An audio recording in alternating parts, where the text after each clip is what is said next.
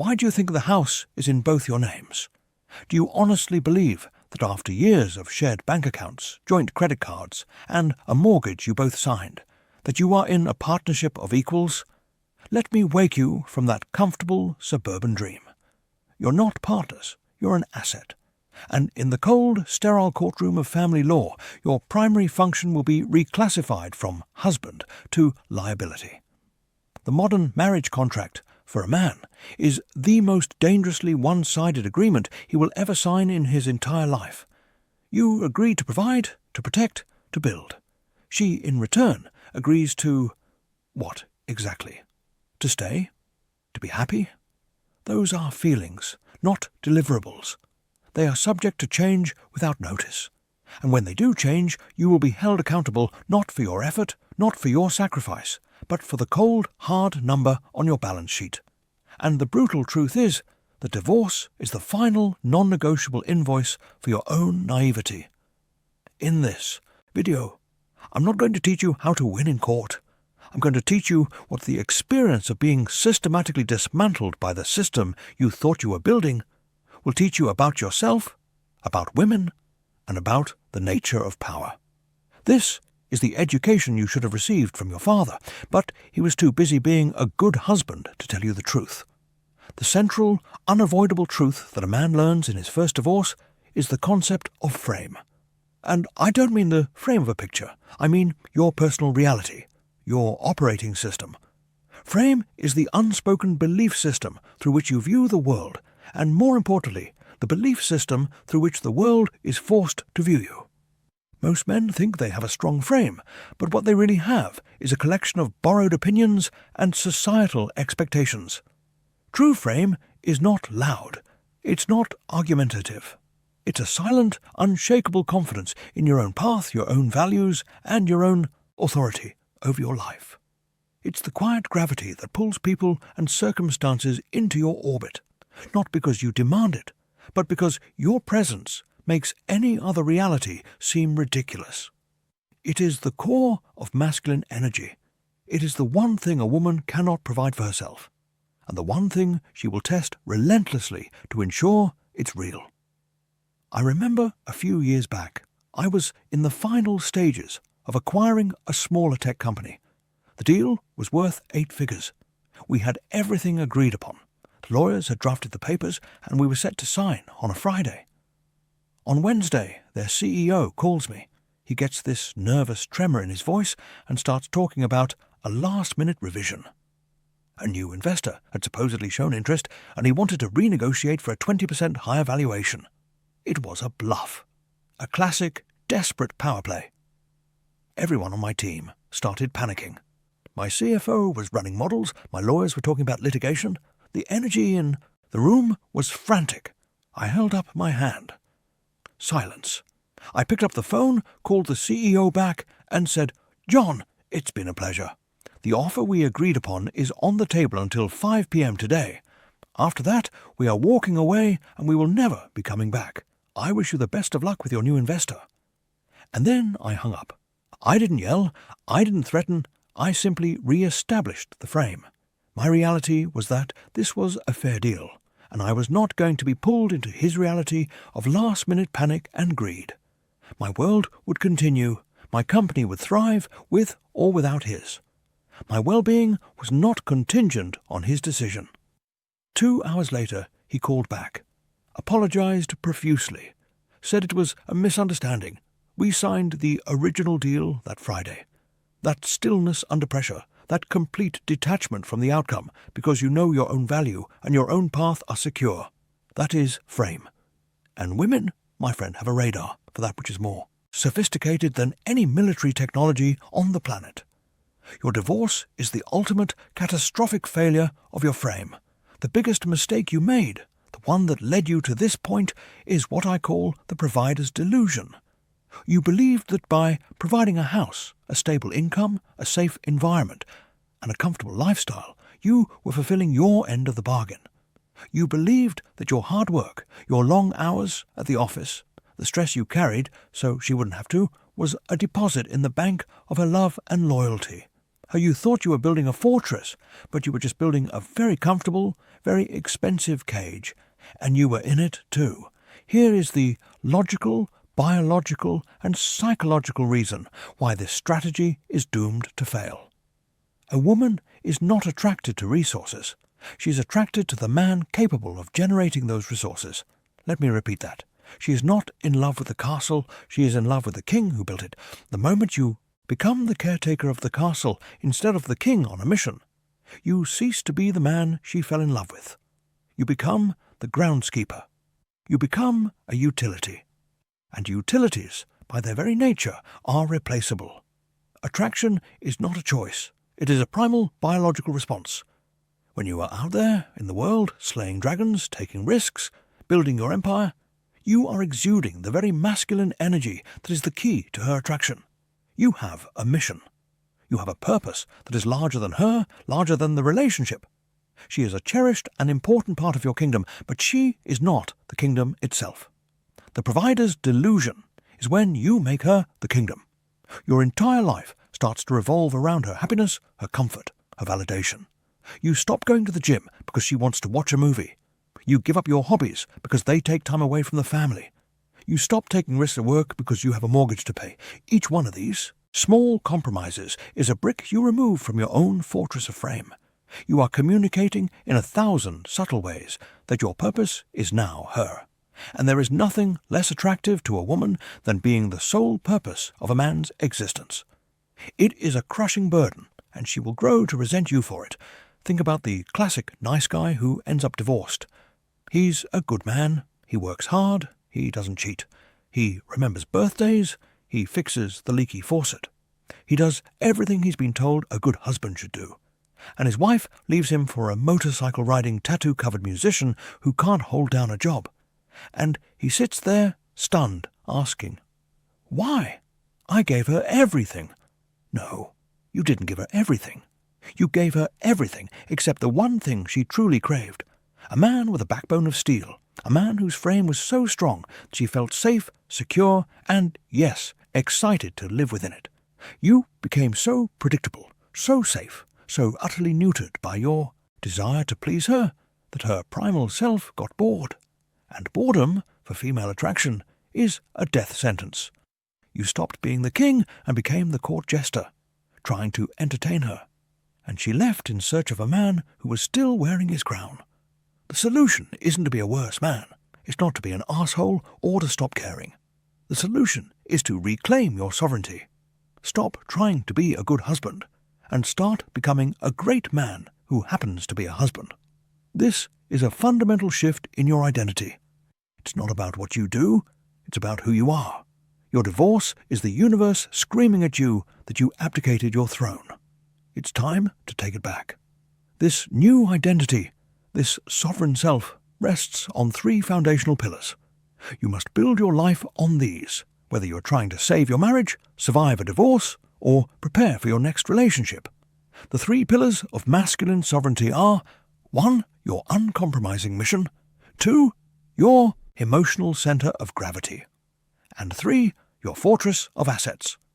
Let's break them down. The first pillar is your uncompromising mission. Every man needs a purpose, a driving goal that is entirely his own. This is not about providing for the family. That's a noble responsibility, but it is not your mission. Your mission is the thing you would do even if you had no family, no wife, no obligations. It's the business you want to build, the book you want to write, or the physical peak you want to reach, the skill you want to master. It is your personal Everest. This mission must come first.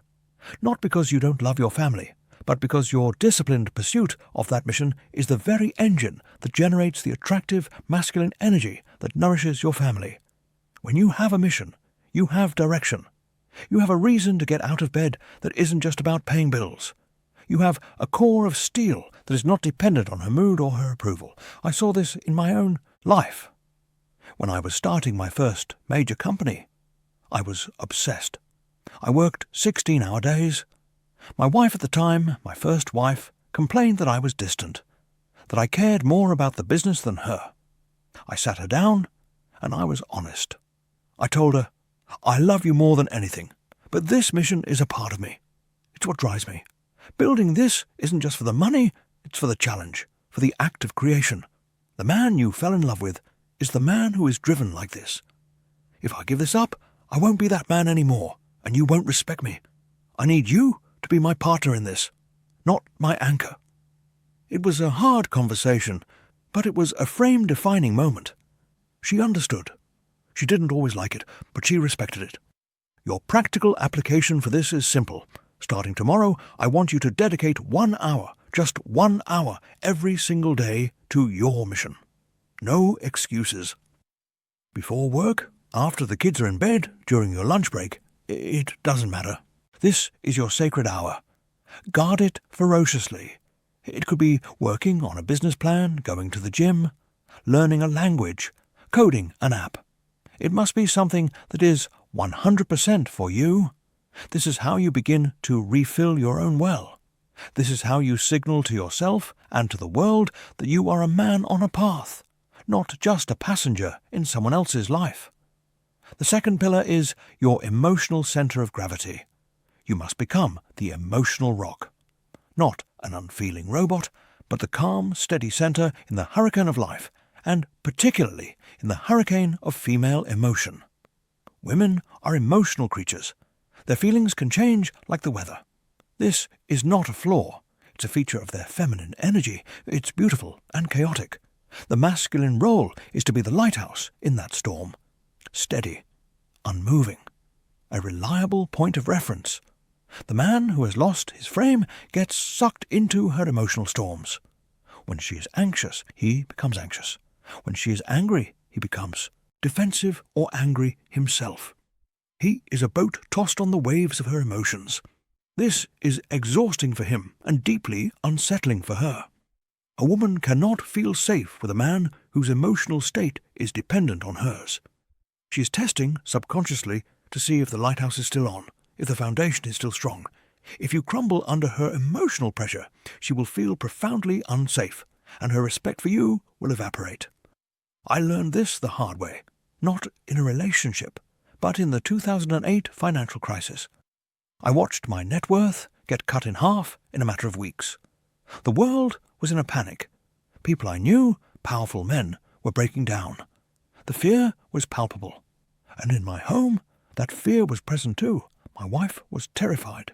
She saw the news, she saw the numbers, and she saw our future dissolving. One evening, she came to me, crying, asking what we were going to do. The old me, the me before I understood this principle, would have tried to fix her feelings. I would have said, "Don't worry, it'll be fine," spouting empty platitudes. Or worse, I would have absorbed her panic, and we would have spiraled together. Instead, I just sat there, calmly. I let her express her fear completely. I didn't interrupt. I didn't argue. I just listened. When she was finished, I looked her in the eyes and I said, "Yes, it's bad. A lot of people are going to lose everything. We are not. I built this company on solid principles. We have cash reserves. I have a plan. It'll be a hard year, maybe 2. But we will be fine. I am not worried. You do not need to be." I didn't promise the market would turn around. I didn't make a fantasy prediction. I stated my frame, my reality. I was the rock. I was the emotional center of gravity. Her entire demeanor changed. The fear left her eyes, replaced by relief. Not because the problem was gone, but because she knew the man at the helm was steady. Your practical application. The next time your partner or a woman you're dating has an emotional outburst, your job is not to solve it. It's not to argue with it. It's not to absorb it.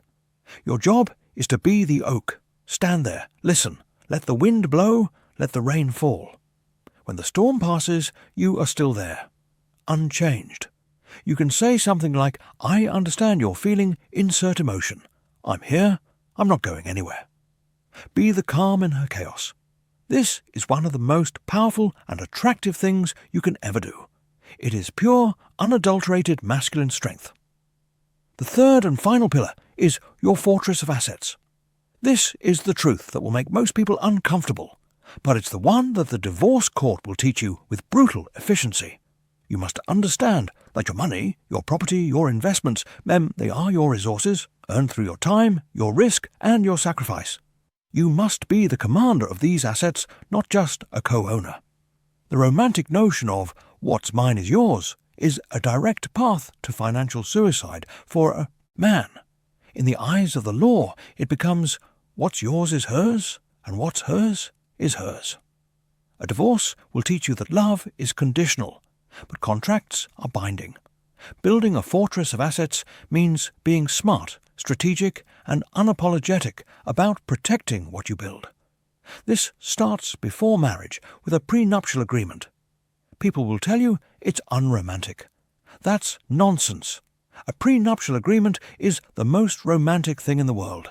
It says, I love you so much that I want to set the rules for our potential separation while we are still in love and respect each other, not when we are filled with hate and resentment.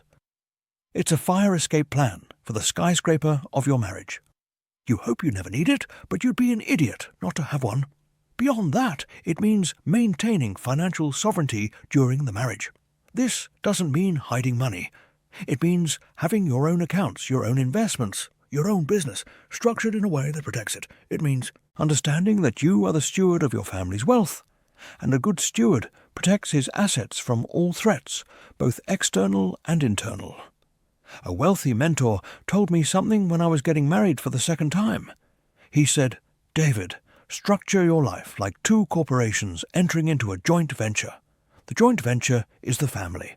It has its own accounts for household expenses, vacations, and the kids' education. You both contribute to it, but the corporations, you and her, remain separate, sovereign entities.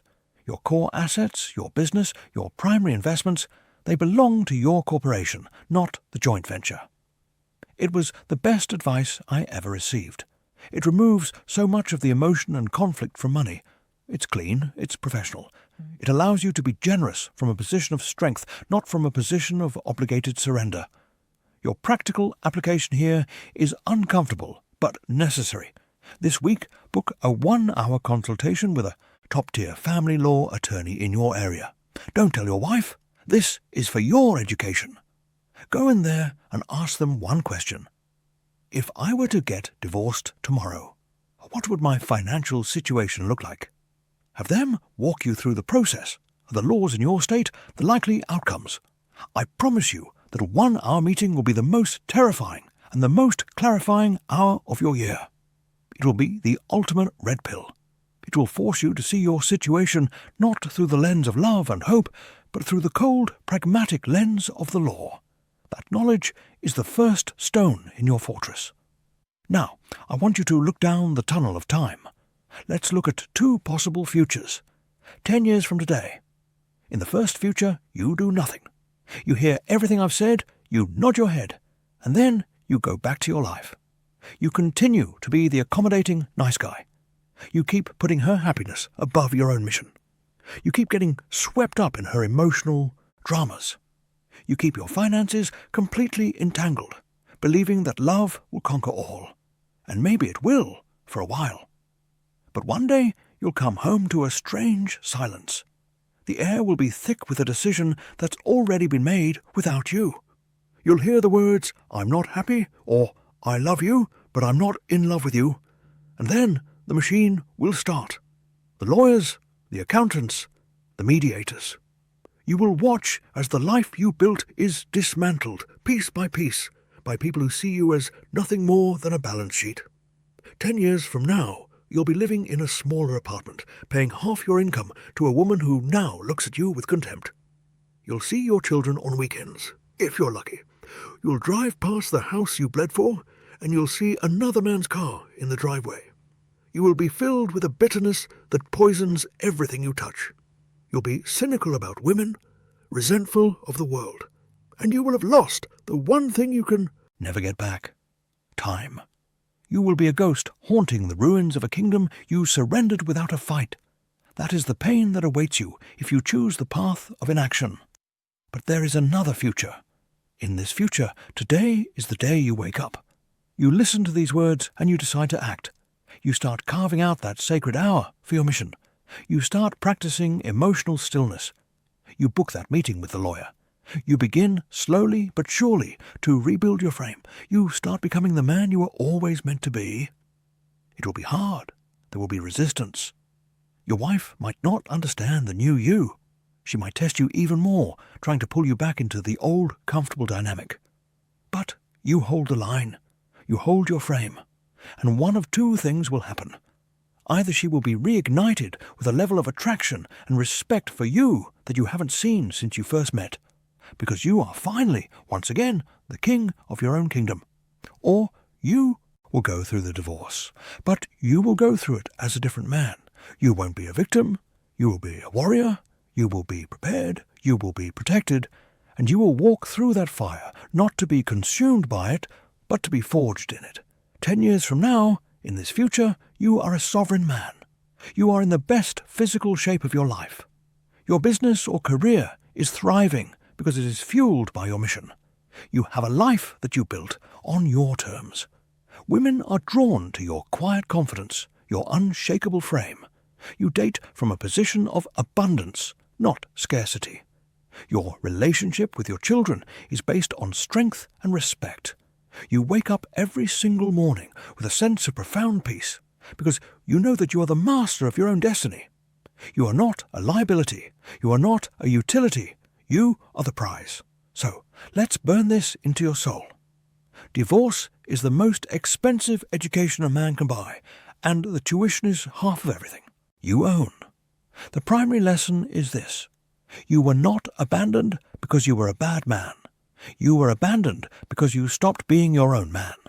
You handed her the keys to your kingdom, you gave her the crown, and then you acted surprised when she started giving the orders. A woman does not want to be the king. She wants to feel safe and protected in the king's presence. Your mission is your kingdom. Your frame is its constitution. Your self-respect is the wall that defends it. Stop trying to make her happy. Start by making yourself a man she can be proud to be with. This is not a game. This is the rest of your life. I have drawn you the map, but you, and only you, can take the first step. Do not waste this pain. Let it be the fuel that builds a new empire from the ashes of the old one. I want you to make a commitment to yourself right now. Go down to the comments and write, in all caps, I am sovereign. No questions, no explanations. This is a declaration, a statement of intent. The first step in taking back your throne. If you are serious about this journey, if you are done with the lies and the platitudes, and you are ready to build a life of genuine power and freedom, then subscribe to this channel. We don't do nice here, we do true.